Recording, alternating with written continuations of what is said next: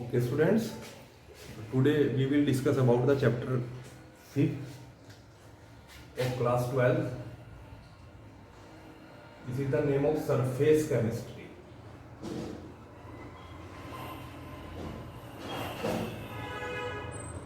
Surface chemistry. This is the unit number 5 or chapter number 5 of class 12. And in this unit we study mainly 3 topics. First is adsorption, second is catalysis,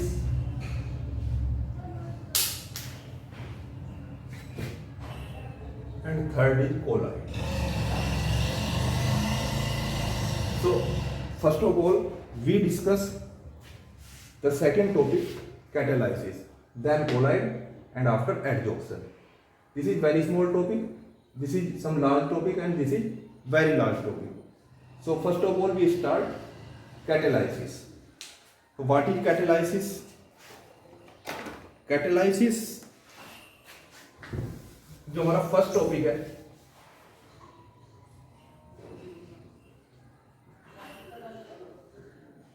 ठीक है, क्या होता है catalysis? कुछ chemicals reaction होती हैं जो बहुत स्लो स्पीड से होती हैं या कई बार बहुत फास्टली होती हैं, उन्हें हमें स्लो करना पड़ता है। कुछ स्लो होती हैं, उन्हें हमें फास्ट करना पड़ता है। तो हम उनमें कई बार आउटर सब्सटेंस डालने पर वो रिएक्शन हमारी बहुत फास्ट कंप्लीट हो जाती है या बहुत स्लो हो जाती है। फिर हम अगर उन्हें स्लो करना पड़ता है तो बहुत स्लो हो जाती हैं। तो वो जो हम आउटर सब्सटेंस डालते हैं रेट ऑफ रिएक्शन को चेंज करने के लिए, और वो आउटर सब्सटेंस रिएक्शन कंप्लीट होने के बाद ना उसके मास में कोई चेंज आता है ना उसके कंपोजिशन में कोई चेंज आता है, वो एज इट इज हमें मिल जाता है। तो वो जो हमारा आउटर सब्सटेंस होता है उसे हम कैटलिस्ट बोलते हैं। एंड ये जो पूरा फिनोमिना है this is called catalysis. For example, decomposition of potassium chlorate, potassium chlorate, KClO3 is potassium chlorate. If we heated potassium chlorate alone, it decompose into potassium chloride and oxygen, 2 KCl and 3 O2. But ये जो reaction होती है ये बहुत slow speed से होती है। इसका जो डिकम्पोजिशन होता है बहुत स्लोली होता है। अगर हम इसमें थोड़ा सा MnO2 मैग्नीज डाइऑक्साइड डाल देते हैं, MnO2, तो पोटेशियम क्लोरेट का डिकम्पोजिशन एकदम से बहुत फास्टली हो जाता है। ये रिएक्शन बहुत जल्दी कंप्लीट हो जाती है। और ये जो MnO2 हम डालते हैं, जब ये रिएक्शन हमारी कंप्लीट हो जाती है तो after complete the reaction MnO2 के मास में ना तो मास में कोई चेंज आता है ना इसके कंपोजिशन में कोई चेंज आता है। ये ऐसा का ऐसा ही उतना का उतना ही हमें मिल जाता है। तो ये जो आउटर सब्सटेंस है this is called catalyst and the phenomena is called catalysis. Second example is example number 2, formation of, this is very common example, and you read also unit number 7 P block elements. Formation of ammonia, formation of ammonia by Haber process, Haber process, N2 plus 3H2 is equal to 2NH3, this is reversible reaction. Nitrogen hydrogen को 1:3 के ratio में लेते हैं और heat करते हैं तो ammonia बनती है, लेकिन ये भी एक स्लो प्रोसेस है। अगर हम इसमें थोड़ा सा Fe आयरन डाल देते हैं तो इस रिएक्शन का रेट एकदम से बहुत बढ़ जाता है। और ये Fe हमें बाद में रिएक्शन कंप्लीट जब होती है आफ्टर द रिएक्शन, ये हमें ऐसा का ऐसा एज इट इज मिल जाता है, ना इसके मास में कोई चेंज आता ना इसके कंपोजिशन में कोई चेंज आता। तो Fe इस रिएक्शन में कैटलिस्ट का वर्क करता है। एंड ये जो पूरा प्रोसेस है ये पूरा प्रोसेस कैटालाइसिस कहलाता है। तो this is the phenomena of catalysis. अब क्लासिफिकेशन ऑफ कैटालाइसिस और type of catalysis, there are 2 type of catalysis. First is on the basis of physical state of catalyst and reactant. There are 2 type of catalysis. First is type of catalysis, first on the basis of on the basis of physical state of catalyst and reactant. There are two type of catalysis on the basis of physical state of catalyst and reactant. First is homogeneous catalysis and second is heterogeneous catalysis. Homo means same, hetero different. Homogeneous means catalyst और reactant की physical state same होगी and hetero में दोनों की physical state different होती है. For example homogeneous catalysis का example होता है लेड चैम्बर प्रोसेस. ये सल्फ्यूरिक एसिड बनाने की प्रोसेस होती है, ये भी आप पी ब्लॉक के ग्रुप 16 में पढ़ते हैं. लेड चैम्बर प्रोसेस से पहले सल्फ्यूरिक एसिड बनाने के लिए SO3 बनाते हैं. S plus O2 is equal to SO2, then 2SO2 plus O2 equal to 2SO3. तो इसकी हमें जरूरत नहीं है. ये रिएक्शन है 2SO2 plus O2 is equal to 2SO3 और इस रिएक्शन को कैटेलाइज करने के लिए इसमें नाइट्रिक ऑक्साइड गैस पास की जाती है, तब ये रिएक्शन कैटेलाइज हो जाती है.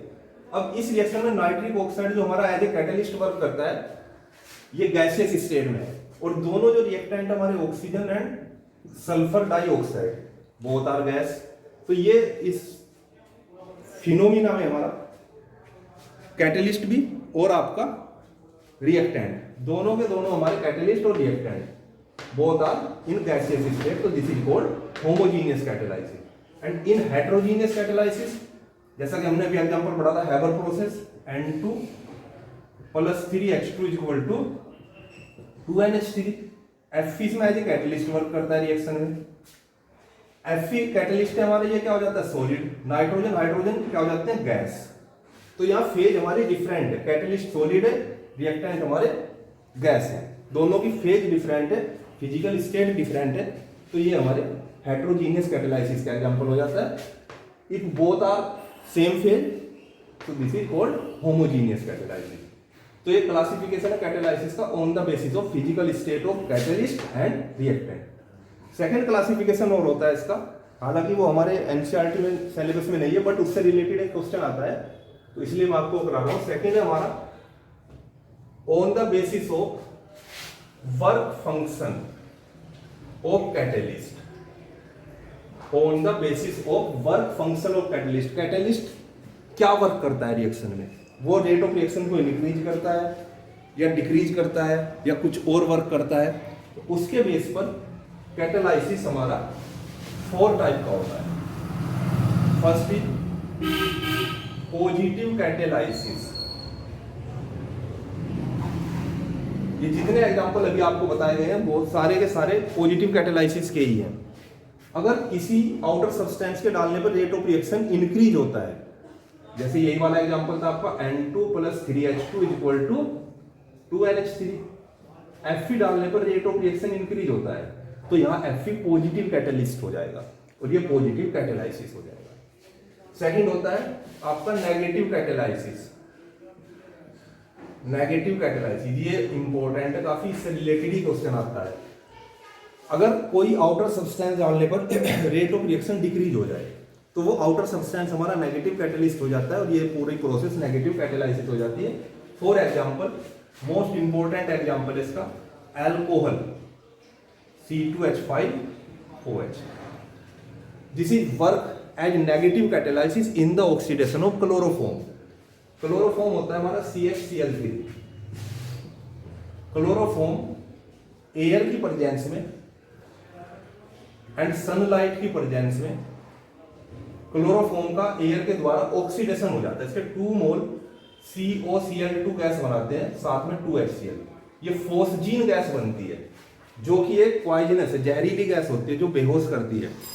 क्लोरोफॉर्म की बोतल जो होती है हमारी, ये 1 मार्क्स का काफी क्वेश्चन आता है. क्लोरोफॉर्म की बोतल को जब हम लैब में या कहीं रखते हैं तो प्रिकॉशंस करनी पड़ती है. हमें 2-3. एक तो क्लोरोफॉर्म की जो बोतल होती है उसे डार्क रूम में रखा जाता है. सेकंड, क्लोरोफॉर्म की बोतल को उसके माउथ तक फिल करके रखा जाता है। थर्ड, क्लोरोफॉर्म की बोतल में क्लोरोफॉर्म भरते टाइम थोड़ा सा अल्कोहल मिला दिया जाता है। तो ये क्यों करते हैं हम? फर्स्ट, क्लोरोफॉर्म को डार्क बोतल में इसलिए रखा जाता है क्योंकि क्लोरोफॉर्म सनलाइट की प्रेजेंस में फोस्जीन गैस बनाता है, उस चीज को रोकने के लिए। सेकंड, क्लोरोफॉर्म को माउथ तक इसलिए भर के रखते हैं क्योंकि ये रिएक्शन एयर के साथ होती है, ठीक है। और थर्ड, उसमें भरते टाइम अल्कोहल इसलिए डाल देते हैं क्योंकि अल्कोहल इस रिएक्शन के लिए नेगेटिव कैटेलिस्ट का वर्क करता है। इस रिएक्शन के रेट ऑफ रिएक्शन को, मींस क्लोरोफॉर्म के जो ऑक्सीडेशन है उसे वो कम कर देता है, तो इसमें नेगेटिव कैटेलिस्ट का वर्क करता है। थर्ड होता है ऑटो कैटेलाइसिस। ऑटो कैटेलाइसिस, हालांकि ये हमारे सिलेबस में नहीं है, फिर भी थोड़ा सा मैं आपको डेफिनेशन बता देता हूँ। कई बार क्या होता है कि आउटर सब्सटेंस नहीं डालते, जैसे ही हमारी रिएक्शन स्टार्ट होती है प्रोडक्ट बनना शुरू हो जाता है। जैसे हाइड्रोलाइसिस ऑफ एस्टर करते हैं तो उसमें एसिटिक एसिड जब प्रोडक्ट बनता है तो अपने आप रेट ऑफ रिएक्शन इंक्रीज होना शुरू हो जाता है। तो उसमें हमने आउटर सब्सटेंस कुछ नहीं मिलाया, प्रोडक्ट के बनने पर ही रेट ऑफ रिएक्शन चेंज हुआ। तो वो जो प्रोडक्ट है जिसके बनने पर रेट ऑफ रिएक्शन चेंज होता है, ऑटो कैटेलिसिस, पूरी प्रोसेस ऑटो कैटेलाइसिस होती है। And last is induced catalysis. Induced catalysis, कोई केमिकल रिएक्शन कंप्लीट होती है, एक केमिकल रिएक्शन कंप्लीट नहीं होती। सपोज ये ए है, ये बी है, जब हम दोनों को एक कंबाइन कराते हैं तो दोनों कंप्लीट हो जाती है, तो ये इंड्यूस्ड कैटेलाइसिस का एग्जांपल हुआ। रिएक्शन बी कंप्लीट नहीं हो रही थी, ए कंप्लीट हो रही थी सेपरेटली, जब हम कंप्लीट करा रहे थे हमने क्या किया, दोनों को एक साथ मिला दिया, फिर रिएक्शन कराई, दोनों कंप्लीट हो जाती है, ठीक है। जैसे सोडियम सल्फाइड का ऑक्सीडेशन करते हैं, सोडियम सल्फेट में हो जाता है। ऐसे हम सोडियम आर्सेनाइड का ऑक्सीडेशन करना चाहते हैं, नहीं होता। लेकिन जब हमने दोनों को एक साथ मिला दिया, sodium sulphide and sodium arsenide, तो दोनों का ऑक्सीडेशन हो जाता है। तो यहाँ रिएक्शन बी इंड्यूस हुई रिएक्शन ए से, तो रिएक्शन ए यहाँ पर इंड्यूस्ड कैटेलिस्ट हो जाता है, और ये पूरी प्रोसेस जो है वो इंड्यूस्ड कैटेलाइसिस हो जाता है।